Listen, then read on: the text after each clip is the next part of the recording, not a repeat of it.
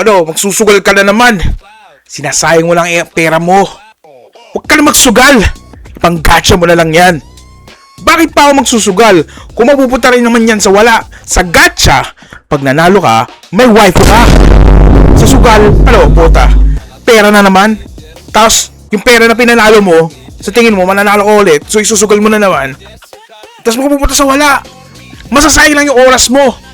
Kasi sa mag-video karera ka, ha? Ipang-umamusumi mo na lang para may mas matuwa pa sa'yo na kabayo. Paldo? Paldo?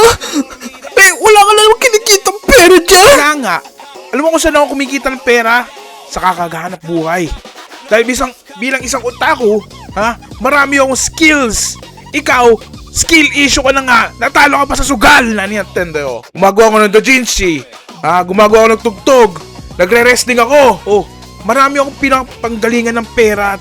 Di tulad mong walang kwentang degenerate na paldo lang ng paldo.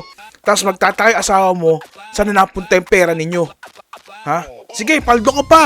Ha? Tapos yung ibang babato mo na manok, ha? Kinain na ng pamilya mo. Kasi wala silang makain. Kaya kung ako sa'yo, ha? Magtrabaho ka ng maayos. Tapos kung gusto mong gumastos ng pera, ha? Huwag ka pumaldo sa sugal. Pumaldo ka na lang sa gacha. At yun, ang tamang daan para sa ikatutuwa ng buhay mo. Ang otakuismo! Kaya sundan nyo ang aking bawat hakbang dahil idadaan ko kayo papunta sa The Anime